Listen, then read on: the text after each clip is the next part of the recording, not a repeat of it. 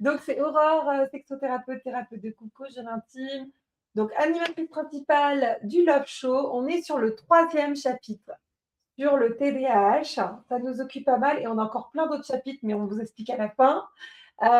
Jenny, est-ce que tu peux te représenter pour ceux et celles qui n'étaient pas là au 2e et 1er chapitre? D'ailleurs, on vous invite à aller les voir parce que ça va pas mal expliquer de choses. Là, on est un peu dans un ordre un peu logique. Donc, allez voir les premiers, revenez ensuite. Sinon, vous allez manquer des petites infos. Mais Jenny, tu peux te représenter, savoir qui tu es déjà, rapidos. On y va. Merci Aurore. Donc, moi, je m'appelle Jennifer Dimler. Je suis coach spécialisée dans le TDAH, l'accompagnement notamment des adultes qui découvrent ce diagnostic à l'âge adulte, de comment composer avec des nouvelles stratégies, sans pour autant parler de médication. Dans le quotidien, avec le coaching, on réapprend à s'organiser, à planifier, à réguler ses émotions, à comprendre les codes sociaux pour pouvoir pas s'en prendre à son partenaire. Donc je suis coach, je suis également hypnothérapeute et formatrice. Donc je forme au coaching, à l'hypnose et à la PNL, qui sont les 3 outils qui m'aident énormément dans mon quotidien avec mon propre TDAH. Et je vous parle sous l'angle d'une personne qui a un TDAH et qui n'est que coach. Je ne suis pas médecin, je ne suis pas formée en psychologie, donc je vous donne vraiment la piste avec tous les biais cognitifs possibles. Je tâche de me relier à certaines sources scientifiques. Néanmoins, je suis que l'humain qui vous parle avec le prisme de l'humanité. Voilà. Et puis, on est en Haute-Savoie. J'ai un cabinet entre Annecy et Genève, à Saint-Pierre-en-Faucigny. J'ai un autre cabinet à Genève. Et puis, je fais beaucoup de séances aussi en visio. Oui, donc tu résonnes dans la francophonie quand même. Ouais. Super. Merci pour la présentation. Alors, dans le 1er chapitre, on a été un peu plus sur la définition, les définitions. Le 2e, on a été sur l'intimité. Là, on va aller un peu plus sur du concret, sur qu'est-ce qu'on peut faire dans le couple, qu'est-ce qui se passe, et qu'on peut mettre en place concrètement dans votre quotidien pour améliorer les choses. Et évidemment, on n'est pas là que pour faire de la théorie. Et merci de votre écoute. N'hésitez pas à nous faire des petits messages, même si cette émission est enregistrée sur Twitch, YouTube et Insta. Faites-nous des petits messages là. Oui, oui, oui. Faites-nous dans le chat et on pourra faire remonter ces commentaires et vous répondre avec grand plaisir. Alors, je voudrais revenir à un truc, quelque chose qui était important dont on a parlé dans la 2e émission. C'était cette histoire d'auto-évaluation de soi, de ses émotions, de ses besoins aussi, de nos besoins. Qu'est-ce qu'on peut faire quand c'est compliqué l'auto-évaluation? Parce que ce qu'on peut comprendre dans le TDAH, c'est qu'on peut refaire la même erreur, la même difficulté plusieurs fois en se disant « mais c'est bon, on a compris quand même ». Et non, on repart et donc ça peut créer chez l'autre beaucoup de colère, de rejet, de sentiments, de se dire mais c'est pas possible, ça fait 15 fois que je lui dis ça, et il a dit que c'était ok, qu'elle avait compris, qu'il avait compris, et en fait non, dans les axes, ce n'est pas ça. Qu'est-ce qui se passe? Ce qui se passe du coup, c'est que quand on a un TDAH, il y a au niveau des fonctions exécutives, donc la zone qui est derrière votre front, c'est un peu le chef d'orchestre dans votre cerveau qui régule toutes les décisions à prendre, comment il planifie, comment il organise, comment il décide, est-ce que tu parles pas. Et parmi les fonctions exécutives, il y en a un certain nombre qui sont impactées dans le TDAH, et il y en a une, alors je l'appelle auto-évaluation, mais certainement qu'on peut la trouver sous un autre nom scientifique, mais c'est la capacité en fait à prendre un pied de côté sur se dissocier en fait ponctuellement et d'être en capacité d'être en observation de ce qui se passe. Comme si on pouvait faire freeze sur l'expérience qui est en train de se passer et se dire, mais attends là, comment est-ce que je suis en train de parler? Tiens, là, je me rends compte que si je vais dans cette direction, ça va dans le mur. Si je recommence, ça va encore dans le mur. Donc, potentiellement, la 3e fois, je vais avoir le même résultat. Avec l'auto-évaluation, je me rends compte qu'avec la même répétition de cette stratégie, j'aurai le même résultat. Quand cette auto-évaluation n'est pas active ou dysrégule, eh bien, je n'ai pas la capacité de me souvenir ou de me rendre compte que quand je fais ce que je fais, je vais dans le mur. Et comment ça se traduit dans le couple? C'est que vous demandez typiquement que, je sais pas, un plateau soit rangé dans un certain sens, ou que les couverts, le débat sur les couverts dans le lave-vaisselle, est-ce qu'on les met dans ce sens-là ou est-ce qu'on les met dans cet autre sens? Voilà, donc oui, peut-être, j'avoue. Mais il peut y avoir ce truc dans le couple où vous avez l'impression que l'autre, il vous écoute pas parce que vous l'avez répété 1 fois, 2 fois, 3 fois et en fait, l'autre, il continue à le Mmh. faire. Et du coup, vous pourriez vous dire: «Mais c'est pas possible, en fait, il me provoque, il le fait exprès ou en fait, il s'en fout de moi, donc c'est qu'il m'aime pas». Donc on va faire des distorsions comme ça, on va faire des associations qui n'ont rien à voir. Alors qu'en réalité, en fait, alors ça ne l'excuse pas, mais c'est un trouble, neurologique. Donc ça veut dire que Non. la personne, elle a pas construit consciemment ce programme d'auto-évaluation. Ce que je disais dans la première ou la deuxième émission, c'est qu'avec un TDAH, en fait, il y a des programmes qui ne sont pas, de naissance. Comme quand on achète un nouvel ordinateur, bah, il y a déjà des programmes installés qui vous Mmh. permettent d'ouvrir, un traitement de texte, un tableur Excel. Et puis la mise à Hem, jour est pas naturelle, voilà en plus. et alors avec un TDAH, les logiciels Mmh. sont pas installés de naissance, les mises à jour, elles bug et qui plus est, par contre, vous avez d'autres logiciels qu'on n'a jamais demandé qui sont installés, Voilà. donc ce logiciel d'auto-évaluation, il est pas toujours actif et avec un TDAH, on doit apprendre à l'activer et apprendre à analyser: «OK, consciemment, quand je fais ça, ça a telle chose comme résultat». Vient en plus la mémoire de travail qui fait qu'une information a du mal à être archivée et on a du mal à jongler avec. Donc potentiellement, votre partenaire va vous dire 1 fois les couverts dans ce sens-là, 2 fois, 3 fois, mais en fait, comme l'information ne s'archive pas toujours, eh bien, elle ne reste pas. Et potentiellement, si celui qui nous a dit l'info n'est pas dans la même pièce, bah, c'est comme si l'information s'effaçait. Vu que la personne n'est plus dans la pièce, eh bien, Ouais, l'information, c'est c'est comme ça. si la personne partait avec. Oui. Mmh. Donc il y a des choses, en fait, c'est pas contre, vous, c'est qu'il y a cette réalité. Maintenant, est-ce que ça veut dire qu'on doit capituler sur ces couverts dans le lave-vaisselle? Non. Il y a des stratégies, il y a des actions. Donc l'auto-évaluation, ça s'apprend, mais il y a aussi en fait que, il faut c'est pas: «Oui, mais c'est important pour moi, c'est pour ça qu'il faut que tu mettes les couverts dans le bon sens». Ça marchera pas parce que l'info, on va l'oublier. Mais c'est de mettre en place une stratégie, ensemble de voilà, qu'est-ce qui va te permettre de penser à mettre les couvertes dans ce sens-là? C'est une co-construction.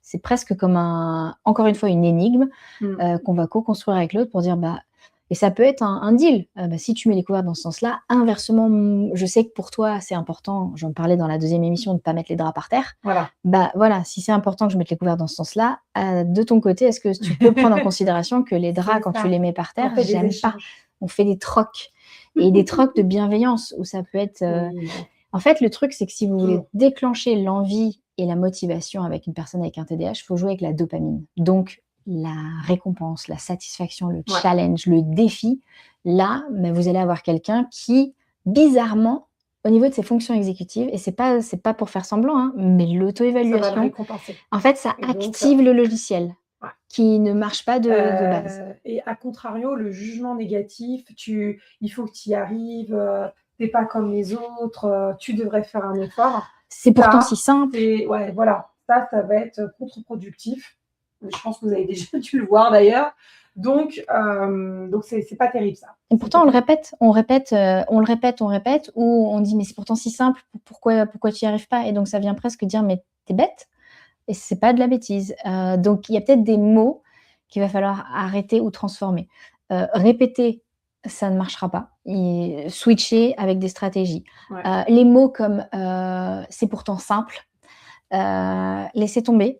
Si vous deviez, vous, consciemment, vous rappeler comment on fait pour respirer à chaque fois que vous avez besoin de respirer, oui, c'est simple de respirer, mais si à chaque fois tu ne sais plus comment on fait pour respirer, tu tous les programmes que tu dois mettre en place pour respirer. Bah, une personne avec un TDAH, elle est obligée d'activer des mécanismes, en conscience, alors que l'autre, il Mmh. le fait naturellement et c'est épuisant au quotidien parce que ça Ah veut oui. dire un mécanisme pour marcher, un mécanisme pour se taire, se parler, un mécanisme pour, déclencher un projet, prioriser les choses, tout ça, ça redevient un travail en conscience. Donc, oubliez les mots, c'est pourtant simple. Oubliez les mots discipline, mais avec de la discipline, tu vas y arriver. Non, en fait, on le connaît ce mot-là. Depuis notre naissance, on essaye d'être discipliné et on n'y arrive pas. Donc, on Mmh. se doute bien que c'est pas avec ce mot-là que ça va changer. C'est des stratégies, en fait et c'est Ouais, la c'est complètement compréhension, différent. voilà, qu'on n'est pas pareil, qu'on n'est pas branché au même système nerveux et donc c'est pas parce que c'est simple pour vous que ce sera simple pour l'autre. Mais c'est vraiment d'arriver à se brancher sur: «OK, comment tu fonctionnes? Je veux savoir sans juger et ensuite on va réfléchir étape par étape comment mettre les choses en place» et la paix du lave-vaisselle sera dans le foyer. Mmh. Alléluia. Ok, on a beaucoup parlé de la personne qui est porteur du TDAH, mais il y a aussi la personne qui vit avec, qui n'a pas forcément un TDAH. Et cette personne, l'idée, c'est qu'elle soit pas toujours dans une espèce de flexibilité tout le temps, de je me tais et au bout d'un moment, j'explose parce que je comprends pas ce qui se passe. Vraiment, enfin, moi, je vous invite à communiquer, à dire mais je sens que ça va pas, là je sens que c'est pas comme d'habitude, là j'ai l'impression il y a des difficultés, etc. Sans forcément pointer la faute sur l'autre, c'est pas ça. C'est pas l'idée, c'est de voir ensemble ce que on disait, hein, de la co-régulation, de la Construction. co-construction pour avancer tous les deux dans le même. En fait, on parlait de l'auto-évaluation. Là, ce dont tu es en train de parler, c'est la flexibilité cognitive. En fait, c'est un des autres éléments qui va toucher la personne avec un TDAH. C'est la souplesse face au changement. Alors, si on parle de souplesse physique, je ne sais pas si toi, tu es capable de te mettre debout, jambes tendues et de toucher le sol sans entraînement. Il y a des personnes qui vont y arriver facilement d'un coup. Il y en a d'autres, il faut de l'entraînement, voire qui n'y arriveront jamais. Avec un TDAH, en fait, il y a la flexibilité cognitive qui est touchée. Donc, pareil, c'est au niveau des fonctions exécutives. Et c'est la capacité, en fait, à centraliser toutes mes connaissances, mes ressources pour pouvoir traiter la nouveauté. Donc la flexibilité cognitive, ça va impacter dans votre couple. Typiquement, vous aviez prévu quelque chose, une activité ensemble le samedi, et puis d'un seul coup, votre partenaire, il dit tiens, en plus de ce qu'on avait prévu, on pourrait passer chercher un colis, et puis tiens, on pourrait passer voir un tel. Donc en fait, ça fait beaucoup d'informations. C'est une petite nouveauté, c'est un détail en fait d'aller chercher un colis ou par exemple de ne pas y aller en voiture, d'y aller en vélo. Mais en fait, dans le cerveau d'une personne avec un TDAH qui a de la difficulté au niveau de la flexibilité cognitive, ça va être bug parce que là, il va falloir du coup activer manuellement tous les programmes de attends, si je suis en vélo, il faut que je change de tenue. Comment je m'habille? Attends, si on va chercher un colis, voilà. Si on va chercher un colis, donc ça veut dire qu'il va y avoir de l'inertie, il va y avoir potentiellement de l'ennui. L'ennui avec un TDAH est vécu mais fois 1000. Donc, une simple inertie d'attendre quelqu'un dans la voiture 10 minutes parce qu'il va chercher un colis va être vécue comme une torture en fait. Donc, attends, il faut que je traite ça. Et comme il y a la dysrégulation émotionnelle, du coup, il y a purée, je vais devoir attendre 10 minutes dans la voiture, le vécu qui est mon Dieu, ça va être horrible. Et comme on met du temps à redescendre, attends, il faut que je traite l'info. Et l'autre, il est là, mais et tout ça, ça se passe en une fraction de seconde, mais ça fait de la paralysie d'analyse, en fait. Et ça va du coup faire accentuer l'anxiété. Et potentiellement, l'anxiété va être une des réponses, ça va être la colère. Donc, pour une toute petite digression, tiens, pour aller là-bas. Pourquoi maintenant mais tu peux pas attendre, mais pourquoi ça tombe toujours et ça va exploser et l'autre, il va faire: «Mais faut se calmer, en fait, tu as quoi?» Donc la flexibilité cognitive, en gros, c'est, vous savez que dès qu'il va y avoir une proposition de changement dans la routine, ça va être très coûteux cognitivement pour la personne avec un TDAH pour activer tous les programmes pour embrayer. Ça ne veut pas dire qu'il ne faut pas faire de transition. Avec un TDAH, on adore le changement parce que ça crée de la nouveauté. Donc c'est ça l'ambivalence, c'est que la nouveauté est source de plaisir et d'intérêt, mais en même temps, la nouveauté nous confronte et nous coûte énormément cognitivement parlant. Donc dès que vous voulez proposer des nouveautés, allez-y, mais prenez simplement en considération qu'il y a une inertie avant que la personne puisse l'accueillir, la traiter et en restant calme. Donc c'est simplement, tiens, ça te dit, on y va en vélo au lieu d'y aller à pied, prends le temps d'y réfléchir. Ou tiens, je pensais qu'en chemin, on pourrait aller chercher un colis. Prends le temps d'y réfléchir. C'est une idée, c'est pas une imposition. Et juste prends le temps d'y réfléchir. Parfois, cet espace-là, la personne, elle va prendre peut-être 4 secondes de plus qu'en réalité, donc la perception du temps, elle est très différente, mais ça lui donne l'espace pour se brancher à elle alors que c'est pas naturel et d'avoir la capacité aussi de dire non. Parce que qui dit TDAH dit du mal à se connecter à soi et du coup du mal à dire non, de poser ses limites. C'est l'une des principales raisons pour lesquelles les personnes aussi viennent me voir au-delà de l'organisation, c'est ne pas réussir à dire non, people pleaser. Je fais plaisir, donc vas-y, on va faire un vélo. Voilà, vas-y, on va aller chercher ton colis. Je dis rien parce qu'en plus je boue à l'intérieur. Je boue à l'intérieur sans avoir conscience de pourquoi je boue. Et puis à un moment donné, j'aboie sur l'autre et l'autre, il va pas comprendre parce qu'il a dit mais t'as dit oui. Ouais, mais j'ai dit: «Oui, mais en fait, parce que j'ai pas eu le temps d'incuber l'information qui aurait potentiellement été non» et donc c'est voilà, donc flexibilité cognitive, Toi, tu parlais, quand on a préparé cette, émission, c'était l'histoire du chef d'orchestre, que tous les instruments doivent s'accorder en même temps. Ça prend du temps. ouais, j'aime bien penser à cette notion de fonction exécutive comme, différents instruments de musique, Ouais, et que enfin, notre cerveau, c'est différents instruments de musique et que les fonctions exécutives, c'est le chef d'orchestre qui dit: «OK, là, c'est les violons», en d'autres termes, là, c'est la planification. OK, là, c'est les percussions et les percussions, c'est OK, maintenant, c'est maintenant où tu agis. Donc il y a un moment pour réfléchir, un moment pour agir. Et bah, imaginez que le chef d'orchestre, il est plus là, il a fui son poste, il fait grève. Bah, c'est ce qui se passe avec un TDAH, c'est qu'il y a des fois, il y a plus le chef d'orchestre et que tu as tous les instruments qui ont décidé que, bah, comme ils connaissent la partition, ils vont tous se mettre à jouer. Mais c'est là où on sait que, bah, c'est cette synchronisation que va amener le chef d'orchestre qui va faire la mélodie, qui va faire la symphonie et sinon ça s'appelle une cacophonie et ça crée une cacophonie et c'est pour ça que, bah, sur les orchestres, quand ils s'accordent, au début d'un concert, ils doivent tous s'accorder sur la même note, de ouais. manière à ce que ça ne soit pas une cacophonie. Et ben, avec un TDAH, il y a cette cacophonie interne et donc on a besoin, bah, de remettre le chef d'orchestre aux commandes et de lui réapprendre parce qu'il a pas c'est pas de naissance. On doit apprendre. On doit apprendre les codes sociaux, on doit apprendre, donc c'est pas qu'on est mal poli, c'est juste qu'on ne il y a des choses qu'on ne comprend pas, qui sont pourtant innées sur les autres, mais pour nous, c'est un mécanisme qui est différent, en fait et on Mmh. doit le réapprendre. D'où cette métaphore du chef d'orchestre qui a déserté et qui a oublié, en fait, Ouais. ses partitions. Et la l'histoire des transitions me fait penser aussi à cette, parfois, difficulté à gérer le temps. Et c'est vrai de dire à l'autre: «On part dans 10 minutes», avant de dire: «Oh, c'est bon, on part là maintenant tout de suite». Ouais. Qui est hyper violent parce que toi, tu es dans tes pensées, dans tes trucs, tes machins. «Quoi? On part tout de suite là? Moi, je suis pas prêt, je suis pas Ouais, prête, nin nin nin». Et de moi, un de mes fils, je dis souvent: «On part dans 10 minutes là, machin». ouais et 10 Je sens minutes qu'il a ouais besoin, et 10 même 5 minutes, minutes. et comme la perception du temps est très différente, 10 minutes, avec une personne TDAH, dans 10 minutes en 10 minutes, elle a le temps de repeindre le plafond. Elle a le temps, de d'étendre le linge, il ou elle a le temps, de refaire la déco. Ouais, Par contre, la veille, quand il y avait qu'un seul rendez-vous dans la journée à 15 heures et que le réveil était à 9 heures, de 9 heures à 15 heures, il y avait pas le temps de faire tout ça, en fait. Il y avait c'est ça ouais. donc il y a une distorsion au niveau de la perception du temps, il y a une Mmh. espèce de fuite, dans le temps. Ouais. On n'a pas cette espèce de régulation, donc ça s'active, ça se construit en termes de stratégie, mais encore une fois, c'est pas un programme qui s'est installé, à la De naissance base. Mmh. et donc on doit le construire. Donc quand on dit à une personne avec un TDAH: «On part dans 10 minutes», c'est quoi 10 minutes pour elle? Parce que vos 10 minutes à vous, c'est peut-être pour l'autre personne avec un TDAH, c'est 30 minutes.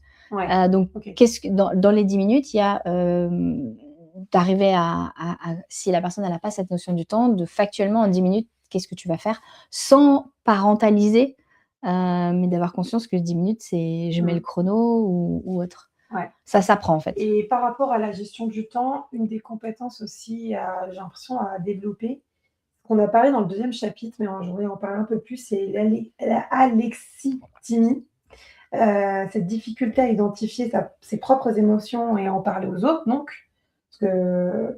Parce que parce que par exemple, quand on a ce système de TDAH, il y a des moments où on est en baisse d'énergie parce qu'on a cette baisse de dopamine, notamment. Donc c'est intéressant de dire à l'autre quand même, là je suis moins patiente, plus en difficulté, moins disponible pour toi, pour les enfants, pour je sais pas quoi. J'ai besoin un sas de 10 minutes et d'organiser ce sas pour justement et revenir à sa petite météo intérieure. Et c'est pas simple parce qu'on n'a pas appris cette histoire. Maintenant, les enfants en école maternelle, toutes les 3 années d'école maternelle, c'est quoi ta météo intérieure? Tes nuages, soleil, pluie. On fait ça, mais c'est hyper récent. Moi, j'ai des enfants qui ont 8 ans de différence. Donc, le dernier à 14 ans, il faisait ça. Mais celui qui a 22 ans, il faisait pas ça hein, à l'école. Et on nous apprend de plus en plus à nommer nos émotions. Mais c'est pour les plus de 20 ans, 30 ans, c'est pas le cas. Hein, c'est pas Ouais. une donnée propre. Ouais. Alors tu reparles de l'alexithymie, je voulais juste faire un petit cadrage. Mmh. On parle du TDAH, il s'est avéré qu'on a parlé d'alexithymie, mais il y a pas de il n'y a pas de comorbidité, enfin, il n'y a pas de lien entre les deux. Oui. Mais c'était simplement que voilà, il y a 10% de la population qui présente de l'alexithymie. Donc, c'est la difficulté à conscientiser ce qui se passe à l'intérieur de soi et on va être plutôt rationnel, factuel, mais pas identifier facilement de manière subjective qu'on est en train d'être en colère et de pouvoir l'exprimer. Pourquoi le lien avec le TDAH? C'est simplement parce que la personne avec un TDAH a du mal parfois à se rendre compte de comment elle se sent. Pour autant, elle fera peut-être pas de l'alexithymie, mais c'est la différence. Donc, il y a cette notion avec les fonctions exécutives d'avoir de la difficulté à évaluer comment je me sens. Parfois d'avoir, quand on est dans l'action, on n'a pas accès à notre pensée, en fait. Un peu comme une personne qui va être en stress et qui va vivre de la sidération. À ce moment-là, elle n'a pas accès à son raisonnement et ses ressources pour pouvoir agir. Et une personne avec un TDAH, à certains moments, ne va pas avoir accès à ses ressources pour réagir ou être capable de dire: «Non, mais c'est pas ce que je veux». Donc va réagir de manière impulsive sans avoir le temps d'avoir réfléchi avant et donc va peut-être dire: «Oui, je suis d'accord pour cette chose», alors qu'en fait, elle n'était pas d'accord ou inversement va dire: «Non, je suis pas d'accord», alors qu'en fait, si elle avait pris le temps, elle aurait été d'accord. Donc j'en reviens à cette idée de crêpe, c'est que Ouais. laisse parler la personne une première fois, mais laisse-lui le temps potentiellement de se corriger parce que c'était peut-être pas ça qu'elle voulait vraiment. L'histoire de Hem, la crêpe, c'est que la première, vous savez, elle est jamais bonne. la Oui. première crêpe elle est toujours foirée. Ouais. Donc d'aller demander à une personne, bah, voilà, ça te dit ce soir, on va manger à tel resto, c'est une nouveauté, donc peut-être que l'impulsivité va parler que c'était la bonne réponse. Ah bah ouais, trop cool et puis en fait, si tu prends le temps de réfléchir: «Ah oui, mais en fait, maintenant que j'ai pris en considération ça, ça, ça, ça, ça et ça, tiens, j'avais oublié tout simplement que ce soir, en fait, on a déjà rendez-vous quelque part». Donc il y a cette id c'est et ça, c'est souvent avec le TDAH, c'est qu'avec l'impulsivité, on va dire oui à certaines choses sans avoir pris le temps de réfléchir, ne serait-ce que de regarder dans son agenda. Si la stratégie a été mise en place de capturer les infos et de les mettre dans son agenda, une personne avec un TDAH va se retrouver avec 3 choses à faire le soir même, avoir 3 personnes différentes dans 3 lieux différents, parce qu'en fait, elle a oublié qu'elle avait dit oui à d'autres. Donc il y a vraiment ce travail des stratégies de, bah, déjà de capturer les infos, de les mettre dans un agenda et qu'avant de dire oui, va d'abord dans ton agenda vérifier et va d'abord dans ta météo interne parce que tu vas dire oui à tel événement et en fait, c'est là où on a des burn-out, où on a des dépressions et surtout dans les personnes qui ont un TDAH non diagnostiqué, c'est qu'ils ou elles disent oui sans avoir Ouais. checké leur météo intérieure et du Oui. coup se retrouvent épuisées et sans même avoir conscience Parce que qu'elles tu sont t'es épuisées. suradapté. Voilà, suradapter, dit oui, people pleasing tout le temps, pas décevoir parce que, bah, toutes les fois d'après, parce qu'autant on dit oui à la dernière minute, mais autant à la dernière minute on annule aussi. Parce que, bah, grosse C'est baisse de trop. dopamine, parce que saturation, parce qu'on va aller voir du monde et qu'il va y avoir du bruit et que même si on est content de voir l'autre, le voir dans un espace qui est saturant sensoriellement parlant, bah, ça crée des phobies sociales. Donc c'est d'avoir conscience que qu'est-ce que je veux faire, mais qu'est-ce qui va être, compatible avec mon niveau d'énergie? Et c'est cette ambivalence que des fois le TDAH, il a une énergie de fou et d'autres fois, en fait, il y a personne aux commandes et en fait, bah, tu beau être un excellent conducteur, quand c'est la panne moteur, c'est la panne moteur et Mmh. on vit cette alternance de de folie des grandeurs et à d'autres moments, panne complète, on peut pas avancer, on peut pas se lever, on comprend pas pourquoi et on n'est pas malade, mais et là, c'est de trouver les mots pour expliquer et conscientiser, bah, en fait, Ouais. tu as utilisé toutes tes unités d'énergie, donc laisse-toi le temps. Donc les astuces, c'est vraiment, bah, voilà, de développer cette autoconscience, de noter les choses pour pas les oublier et de quand la personne, elle va vous dire oui ou non, de peut-être lui laisser un temps et lui reposer la question ensuite. «Tu es sûr, tu as checké qu'on n'avait pas autre chose? Tu as vérifié comment tu te sens à cette idée-là? Tu peux le gérer, tu peux pas le gérer?» Mmh. C'est des petits précadrages qui montrent que tu es prévenant, Ouais, et en carrément. même temps que tu tu pas dans la suradaptation parce que: «Oh là là, tu as un TDAH, alors attends, il faut que tu prennes avec des pincettes». Non, c'est une bienveillance dans ta communication qui fait que ça roule Qui plus facilement. change. Ouais.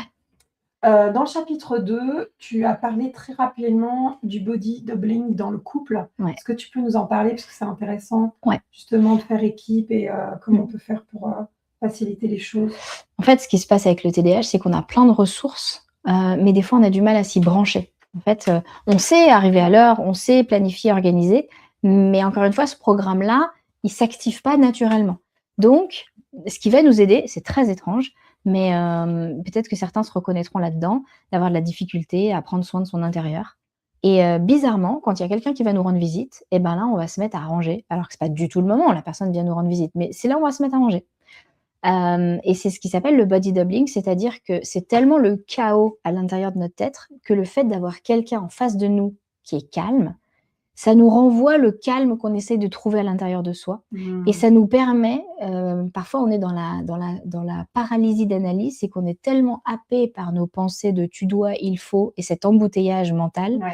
qu'on n'arrive pas à le traduire en action. Donc on Donc à va contrario, quelqu'un qui est très en colère fait bugger le système, quoi, pour la personne qui a le TDAH. comment ça? J'ai pas compris. Tu disais quelqu'un de calme va te permettre Ah, quoi? mmh, je tu fais un par opposition, en fait, de si quelqu'un est calme, alors le Ouais. TDAH va se mettre en action, alors que si quelqu'un est en colère, du coup, ça pourrait faire bugger et stopper la personne avec un TDAH. Je sais pas si on peut le faire par opposition. Autant je peux te relier le body doubling au niveau des études scientifiques, autant Mmh. j'irai pas dans cette logique-là. Ouais. Donc on va chercher, en fait, à ce En tout que cas, ça aide d'avoir un partenaire ouais. bienveillant à Et l'écoute, le partenaire, il est pas obligé de faire avec vous, en oui, fait. c'est ça. C'est-à-dire que juste sa présence, mais ça peut être sa présence parce que l'autre, il est en train de lire, il fait complètement autre chose, mais sa présence va faire comme un moteur. Que le moteur, en fait, il s'allumait pas, mais la présence de l'autre va devenir un moteur. Et c'est vrai que ça peut du coup, ça peut blesser le couple parce que, tu peux avoir, l'un des 2 membres de la famille qui toute la journée a été à la maison et l'autre rentre du travail le soir et du coup, c'est le moment de retrouvailles. Et bizarrement, dans ce moment de retrouvailles, bah, c'est là où le partenaire qui était à la maison toute la journée, en fait, se met à faire les tâches qu'il aurait pu faire dans la journée. Et tu es là: «Mais attends, tu le fais exprès, je viens de rentrer, tu as eu toute la journée pour le faire, Mmh. pourquoi tu le fais maintenant?» Et donc si on Je pense que ça peut vous parler voilà ça. et du coup, tu peux mal Ouais. le prendre. Tu dis: «Bah, il m'évite, elle m'aime plus». Non, en fait, c'est le body doubling. C'est que maintenant que la personne, elle est là, ça active. Donc de pas le voir, voilà, comme quelque chose qui est contre toi, mais plus il y a cette mécanique-là, Mmh. de l'accueillir et potentiellement rappeler à la personne: «Bon, tu sais que ce soir quand je vais rentrer, c'est là où tu vas t'activer avec toute la bienveillance du monde.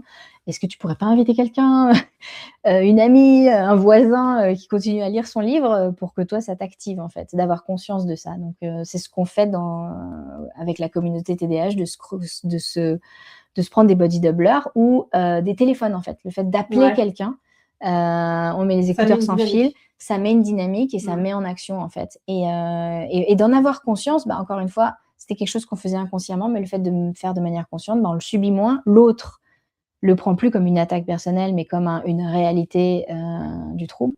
Donc voilà, le body doubling aide énormément. Le fait aussi que cette personne, avec le TDAH, des fois, on a du mal à se connecter à nos propres ressources. Donc le fait que l'autre vienne en nous disant: «Viens, on réfléchit ensemble à telle ou telle stratégie», c'est là où il y a cette co-construction et c'est là où parfois on peut se sentir bête, nous, avec un TDAH, parce qu'on se dit: «Mais j'aurais pu y penser tout seul, en fait».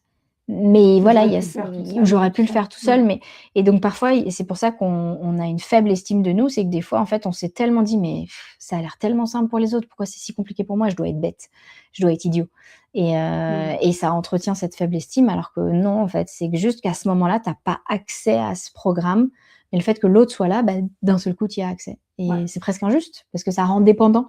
Mais c'est d'avoir la conscience que c'est pas de la dépendance à l'autre, c'est juste que c'est une forme d'interrupteur et bah, autant l'utiliser Ouais. au lieu de le nier ou de se dire: «Non, non, mais je veux pas être dépendant de l'autre». OK, bah, reste myope sans lunettes. Ouais, non, mais ouais, ça crée quand même de la connexion positive avec Ouais l'autre. et ça enlève en fait la charge mentale de l'autre parce que dans le body doubling, tu es pas obligé de faire à ma Carrément. place. Tu as juste besoin d'être là et ça, bah, des fois, c'est reposant en fait, que tu Mmh. as juste besoin d'être là, tu as même pas besoin de faire avec moi. Et qui plus est même, vaudrait mieux pas que tu fasses en même temps que moi parce que sinon tu vas venir avec ta logique, qui va Voilà, venir ça va pas le faire. connecter à ma propre flexibilité, ma propre rigidité. Oui. Donc voilà. Voilà ce qu'on peut dire sur le body Super. doubling et puis l'autre chose, bah, c'est de déclencher de la dopamine en fait. Ouais. C'est que, bah, il y a Donc ce célébrer les petites voilà. victoires, qu'est-ce qu'on peut faire pour activer la dopamine et que ça reparte quoi, le système, repart? Les mots soutenants en fait, de la parole valorisante, après c'est les Ouais, 5 langages. hashtag les 5 langages d'amour. Exactement, c'est ce que j'allais dire, les 5 langages de l'amour, donc d'avoir conscience, est-ce que voilà, c'est les mots? Est-ce que c'est le Ouais. toucher? Est-ce que c'est l'instant partagé? Mais de se rappeler qu'en fait, Quand on a un TDAH bien carabiné, en fait, des petites choses du quotidien peuvent paraître hyper fades, hyper ennuyeuses et donc si on les tourne, si on fait un peu de marketing quelque part, c'est comment en fait donner envie à quelque chose qui est pas du tout intéressant ou pas du tout motivant alors que pour tout le monde ça va l'être. Donc faire un peu du marketing de comment vendre le projet à l'autre pour qu'il ait envie d'y participer. Tu vas voir, ça va être trop cool, il y aura toute ma famille et ils vont parler que de sujets qui vont beaucoup t'intéresser. Alors, on sait que ça va être chiant. Mais par contre, voilà, si tu participes à ce repas de famille où on va parler que de sujets qui sont pas tes centres d'intérêt, après je te fais un massage. Tu vois, enfin, encore une fois, je sais qu'il y en a certains qui veulent pas rentrer dans cette histoire de récompense. Mais vu qu'on n'arrive pas à avoir cette récompense chimique naturellement, et ben on Faut a la créer. besoin de la créer. C'est là où la médication vient aider, c'est qu'elle vient apporter cette chimie nécessaire, mais sinon, c'est les stratégies. Donc les stratégies, c'est OK, je dois aller là-bas et ça me saoule. Qu'est-ce que je peux me déclencher comme plaisir? OK, c'est à moi de gérer l'administratif et les impôts cette année, qu'est-ce que je m'apporte comme récompense? Pour aller chercher à l'extérieur ce que je n'arrive pas à déclencher à l'intérieur. Totalement. Hem, Et oui, après, il y a tout ce qui est rituel de connexion parce que, mes clients, en général, ont tendance à se dire: «Plus là, on va arriver aux vacances, oui, vivons les vacances, vivons les longs week-ends de mai, on va pouvoir se retrouver et tout ça». Mais vraiment, je pense que tu me rejoins là-dessus, Jenny, c'est dans le quotidien. Qu'est-ce qu'on peut mettre en place comme petit rituel de 5, 10, 15 minutes dans le quotidien qui vont faire qu'on continue à se connecter, qui vont, agrémenter des accords passés, qu'on les mette réellement, structurellement dans le quotidien et ça fonctionne et on est heureux. C'est pas juste partir, une semaine, je sais pas où, quoi. C'est vraiment d'améliorer votre quotidien Ouais. qui va faire le changing game, quoi. Il y avait cette métaphore que je donnais qui est votre partenaire, quel type de plante c'est? Est-ce qu'il faut l'arroser tous Ah oui. les jours, toutes les semaines, tous les 6 mois? Mais il y a aussi cette information, alors je ne sais plus d'où je la tiens, mais donc c'est que mes billets, mais qu'il paraît que pour qu'un couple dure dans le temps, c'est 15 minutes par jour. Moi, j'aime bien cette idée parce que c'est très alors c'est un peu froid, hein, il y a pas d'émotion, mais en même temps, c'est factuel, en fait. 15 minutes par jour que tu partages avec ton compagnon, ta compagne. Ça marche aussi avec les enfants, 15 minutes par jour où tu es à fond avec cette personne-là et il paraîtrait donc moi autant il y a des choses, j'essaie de chercher les sources, autant il y en a d'autres, je me dis: «Cherche pas la source parce qu'elle te plaît bien cette phrase» et ça devient aidant. C'est comme il y a que 8 de vos peurs qui se réalisent vraiment. J'ai essayé de chercher l'info, je l'ai pas trouvé d'études scientifiques, mais comme ça me plaît, Ouais, je le garde. Donc dites-vous, privilège. et notamment pour les personnes qui ont un TDAH et qui se disent: «Ce soir, il va falloir que je regarde le film qu'elle a décidé. Il va falloir que j'aille au resto qui lui fera plaisir et moi, je vais le vivre comme une torture, Une contrainte. une contrainte et du coup, je vais pas être investie ou ça va être tellement coûteux que potentiellement je peux le faire payer à la personne». Là, c'est de te dire: «OK» et ça, je le travaille avec mes clients, en fait, OK, tu te lances ton chrono, ta watch, tu mets 15 minutes et pendant ces 15 minutes, comme tu sais que ça va prendre fin, tu vas peut-être être plus investi dans l'expérience et ces 15 minutes vont devenir une sorte de rituel. Souvenez-vous, avec le TDAH, on aime les rituels, mais en même temps, on aime la nouveauté.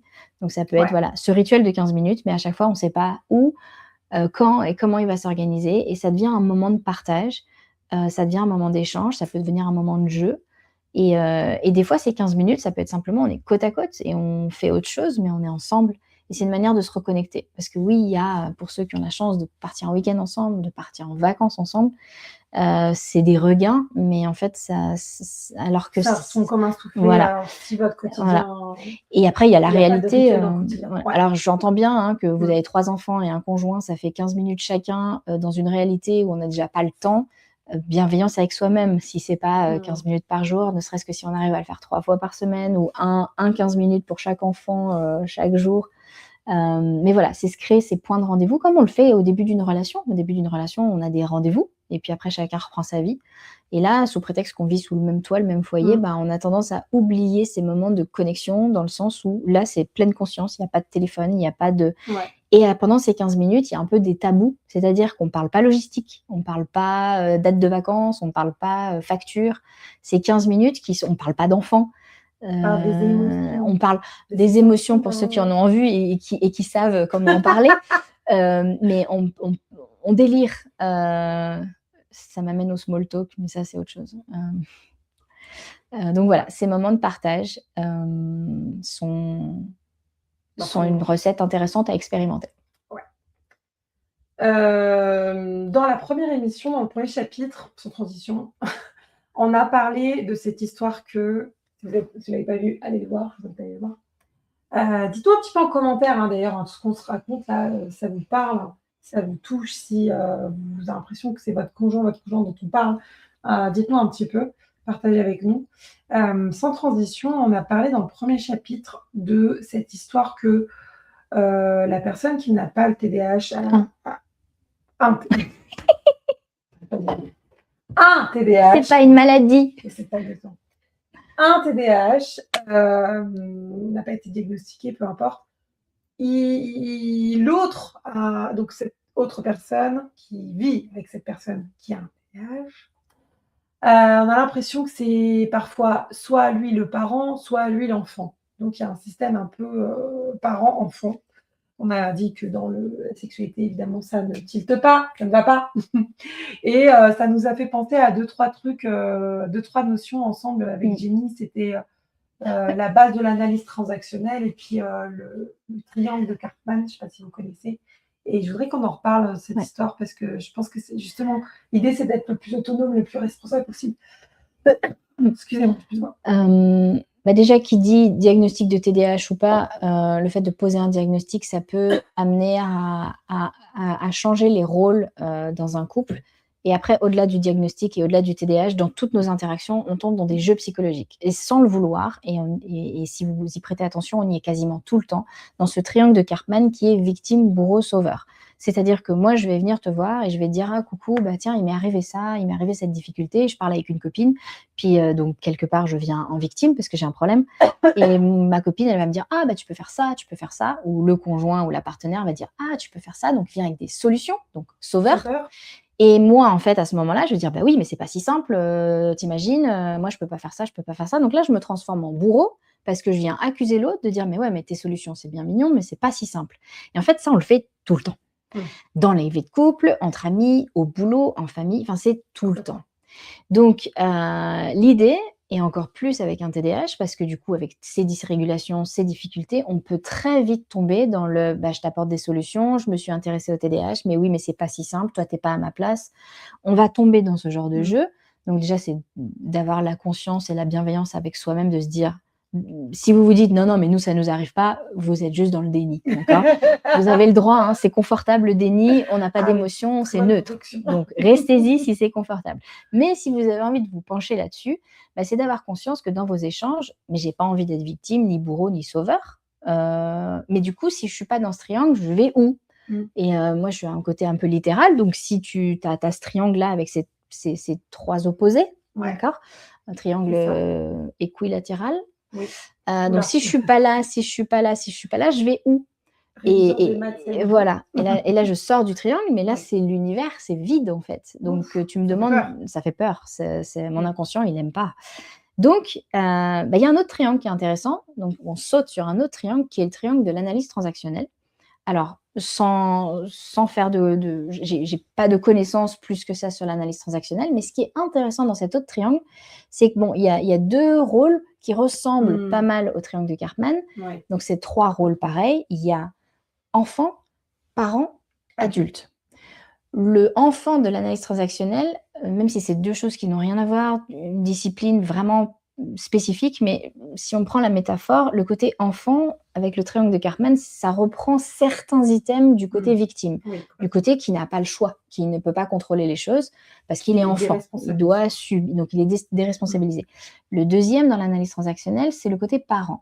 Le côté parent, c'est celui qui guide, qui fixe les règles, ce qu'on peut faire, ce qu'on ne peut pas faire. Indirectement, on peut faire le parallèle avec, dans le triangle de Karpman, le bourreau, qui définit les règles et qui punit si on ne fait pas comme il l'a décidé.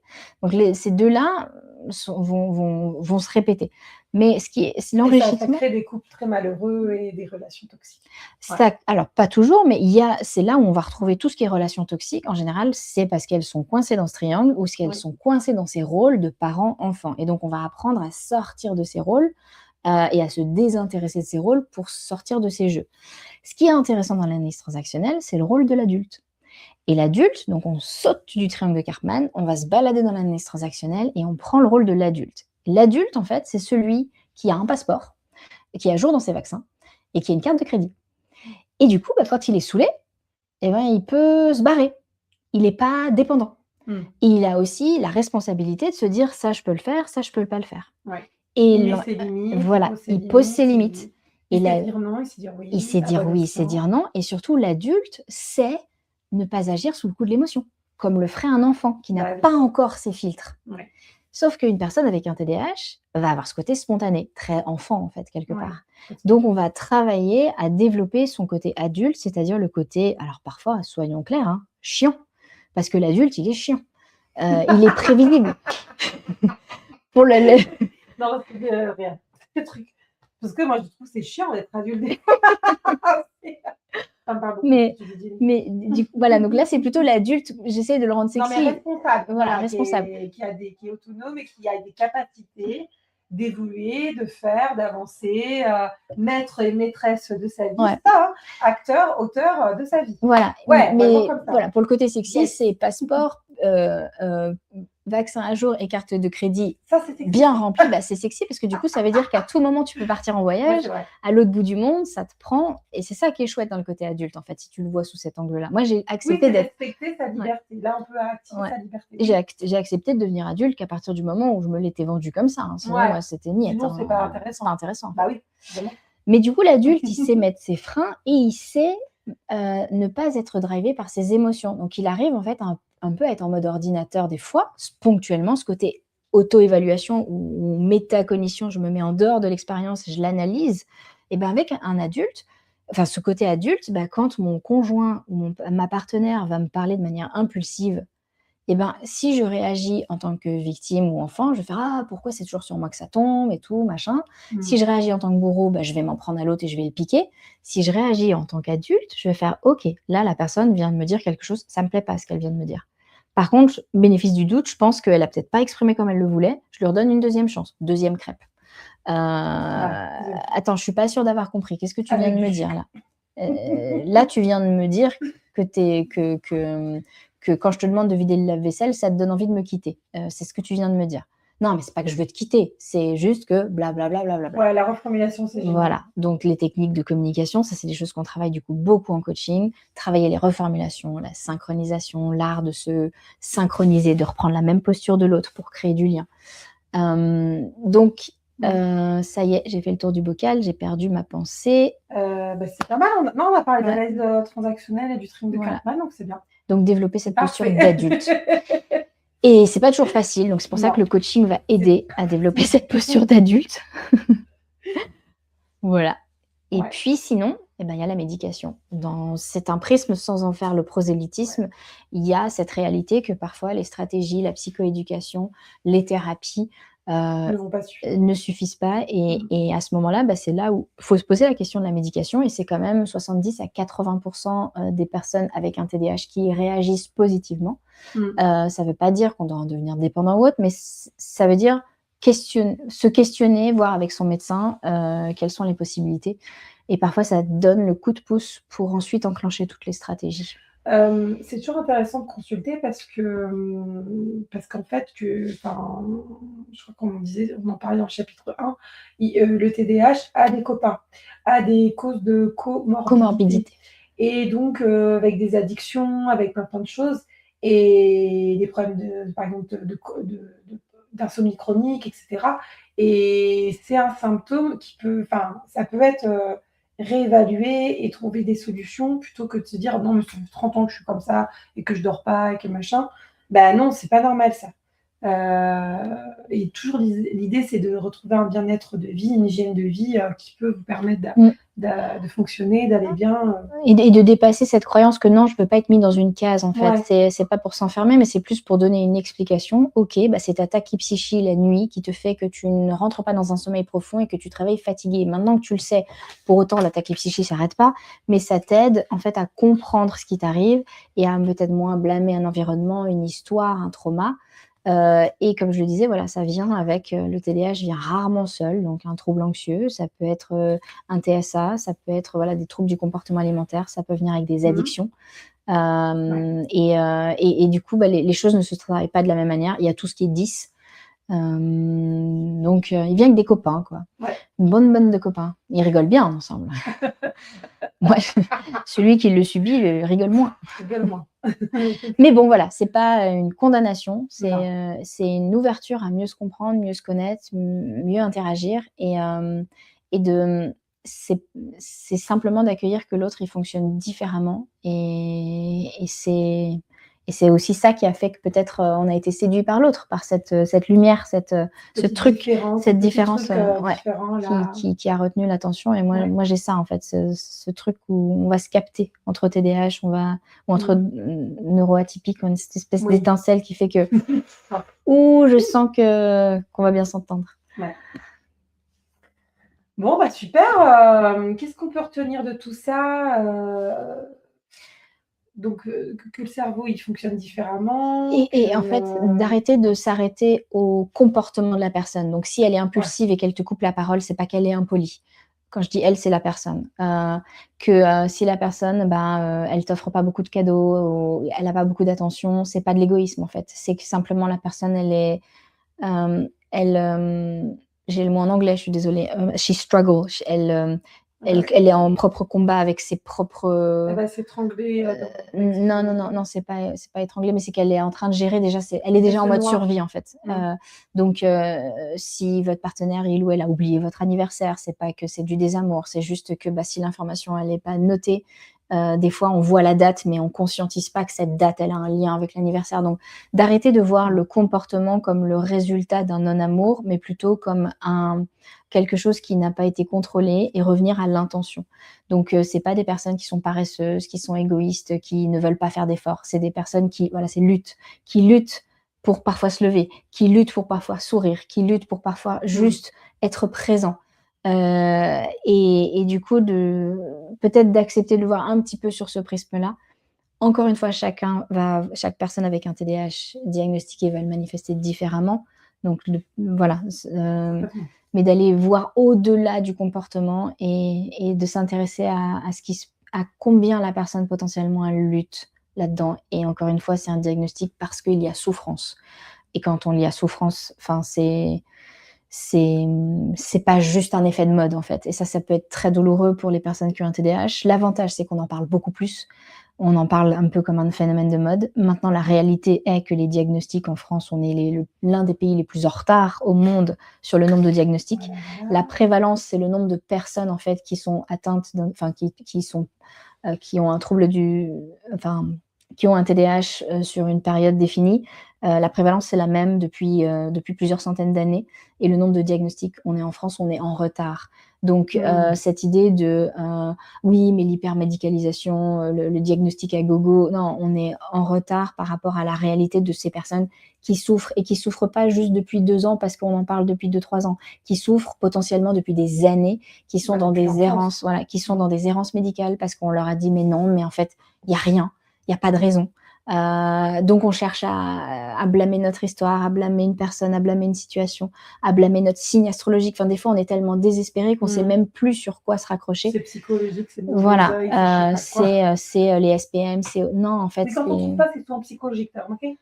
Ouais, Psychologique. là, il y a des réponses factuelles, il y a des réponses chimiques. Et c'est pas pour de faux, c'est pas un effet de mode, c'est une véritable souffrance, un véritable handicap et qui est invisible. Donc, pour la personne qui est porteur, c'est perpétuellement, mais même chez le médecin ou même à la pharmacie, c'est des remarques qui nous renvoient au fait que moi, j'ai même mon médecin qui va me dire des fois, mais avec un peu de discipline, ou ma pharmacienne qui va me dire: «Ah mais oui, mais vous savez, moi aussi, hein, ça m'arrive un peu, ça nous arrive à tous, hein». Mais en fait, ces remarques-là, est-ce que vous imaginez, et ce sera mon mot de la fin, une personne en fauteuil roulant devant un escalier, d'accord? Et vous lui dites: «Non mais avec un peu d'effort, tu pourrais le monter cet escalier». «Non mais attends, avec de la discipline là, tu te lèves et tu y vas, regarde, c'est facile, regarde, moi je le fais». Et ça, c'est la problématique, Tu vois? tu sais, de tout ce qui est invisible. Ouais. Et ça, peut-être, voilà, ça peut être le mot de la fin pour ceux qui n'ont pas un TDAH tu n'es pas dans le corps de l'autre, D'activer la sans bienveillance. sans être dans la gravité, d'accord, ni dans le fatalisme, mais d'accueillir que ce que la personne vit, tu n'as pas idée de l'intensité de ce qu'elle vit. Probablement, elle non plus n'a pas idée de à quel point ça lui coûte juste d'être là ou de Mmh. sourire et du coup, d'être vigilant sur certains mots, que quand quelqu'un dit: «J'ai du mal à faire ça», va au-delà de «c'est de la flemme». Va au-delà parce que derrière, il y a peut-être quelqu'un qui souffre. Et Hem, l'épuisement des 2, que vous soyez neurotypique ou en TDAH, est complètement légitime l'un et l'autre, quoi. Il est vraiment réel et en fait, l'idée, c'est de sortir ce mode de survie. Il y a vraiment plein d'autres choses, plein d'outils. Enfin, là, vous êtes peut-être en mode, survie parce que vous n'avez pas les outils, mais en ayant des outils, vous allez sortir de ça et ça va être beaucoup plus intéressant. ouais et Hem, ça se travaille de manière, multimodale, en fait. Donc ça se travaille avec, de la psychothérapie, de la ouais, psychoéducation, donc bien sûr, comprendre le trouble chez soi, mais ça se travaille aussi au niveau de l'environnement. Heu, psychocomportemental. et dans l'environnement, c'est d'avoir conscience que, bah, dans certains environnements, dans certains lieux, vos symptômes vont être exacerbés et dans d'autres lieux, ils vont être désactivés. Ils vont donc on peut, en fait, ne plus être avec un TDAH parce que l'environnement et moins saturant et plus bienveillant avec votre fonctionnement et c'est pour ça qu'on voit beaucoup de personnes avec un TDAH qui deviennent indépendants parce qu'ils sortent du salariat, hem, Ouais, n'est-ce pas? Et bien sûr, donc voilà, c'est un ça me parle. message d'espoir qu'il y a Oui, plein de portes de sortie autres que la médication et en même temps la médication est une aide. possibilité. Le coaching en est une autre. Les TCC, les thérapies Ouais, cognitivo-comportementales peuvent ouais, aider. La pleine carrément. conscience peut aider. Le fait aussi de vous dire, en fait, vous êtes pas seul. Heu, Ouais, ça, c'est déjà il y a bien. un gros pourcentage et en général, si on est un peu aimant, donc si Il y a vous des avez cette, communautés cette neuroatypie, sachez qu'il y en a probablement un, qui est pas autour loin. de vous. Voilà, ce n'est pas héréditaire, Non. il y a un fort taux d'héritabilité, mais ça veut dire que c'est les gènes qui sont impactés dans l'intensité des symptômes, mais ça n'est pas héréditaire. Maintenant, il y a 2 à 4 fois plus de chances que si une personne Oui. l'a dans la famille, une autre personne peut manifester les symptômes à Et plus ou moins grande intensité. oui, c'est pour ça que les gens sont souvent, les adultes sont souvent diagnostiqués grâce à leur Alors enfant, enfant, voilà. parce que maintenant on diagnostique un peu plus tôt que nous quand on était enfant Mmh, et on dit: «Mais dites donc, l'un des 2 parents là, hein?» mmh, Voilà ouais et oui, et c'est pas parce que complètement. vous avez des symptômes très forts que potentiellement vous allez faire un enfant avec des symptômes très forts. Donc Ouais. défaites-vous de cette Ah oui, idée-là. complètement. Mmh. Voilà et c'est quoi ton mot de la fin, toi? Bah, moi je dirais qu'il y a des solutions et que, ne vous enfermez pas dans des pseudo-diagnostics. Dites-vous que vous n'êtes pas seul et dites-vous qu'il y a vraiment des outils concrets à mettre en place, que, vous soyez dans un couple, neurotypique ou, enfin mixte quoi. On va dire, celui qui n'a pas le TDAH, un TDAH et l'autre qui a un TDAH. Ça veut dire et voilà et je pense vraiment à cette histoire d'espoir, de se dire voilà, il y a des possibilités, des capacités et que malheureusement on les connaît pas, mais il y a vraiment, des thérapeutes qui peuvent vous accompagner, dont notamment Jenny et moi en thérapie de couple, bah, voilà, j'ai cette ouverture aussi d'esprit, parce que j'accompagne pas mal de couples en TDAH et je vois que je me dis: «Ah tiens, tic, tic, tic, tic, tic». Il y a pas de diagnostic, je fais pas de diagnostic du tout, mais je me dis: «Tiens, on pourrait mettre peut-être essayer de mettre ça comme outil, ça peut être pas mal», Sans diagnostic, il y a ouais, parce que les diagnostics, c'est un parcours du combattant avec des délais de fou, avec ouais, potentiellement sur la voie privée des prix énormes. Juste dites-vous, vous n'avez pas besoin d'un diagnostic pour pouvoir travailler sur vous, même si vous n'avez pas le diagnostic officiel posé par un médecin. Donc c'est posé par un psychiatre, c'est posé par un médecin. Il y en a qui vont voir qui font des bilans neuropsy, mais le neuropsy ne pose pas le neuropsychologue ne pose pas de oui, diagnostic. Il fait des tests qui disent: «Bon, selon les textes, on pourrait penser à un TDAH, mais il ne peut pas poser le diagnostic. Ce sera votre médecin et ou votre psychiatre mmh, ou pédopsychiatre, ouais, pédiatre. Donc, lancez les démarches si ça vous intéresse, mais en même temps, n'attendez pas d'avoir ce diagnostic pour pouvoir travailler sur vous parce que potentiellement, ces stratégies-là, TDAH ou pas, c'est des stratégies qui aideront à mieux se connaître, à mieux se réguler, mmh, à sortir des jeux psychologiques, vu qu'on y est à peu près à 90 du temps. D'ailleurs, carrément. pendant cet échange, tu étais plutôt victime, bourreau ou sauveur? Adulte, moi je suis l'adulte. Bon, super. En tout cas, on a plein de possibilités avec le TDAH. On parlait même de la parentalité. On a parlé de la Parentalité, périménopause. périménopause. Parce que moi, ça m'a bien foufou là. C'est ça qui a réveillé, je pense, des marqueurs du TDAH chez moi. Je ne sais pas si j'ai ça, mais en cours du diagnostic. Et puis si vous avez des idées de ouais. thèmes, si vous avez aimé notre complicité. N'hésitez pas à nous mettre des petits commentaires. Ouais, avec plaisir pour parler encore et encore de ça Yes. d'un autre angle. Bravo, bye bye. Ah, et Allez. Attends, on n'a pas parlé de nos sites. Ah oui, allez, on va faire de la pub à Jenny. Jenny, où est-ce qu'on peut te retrouver?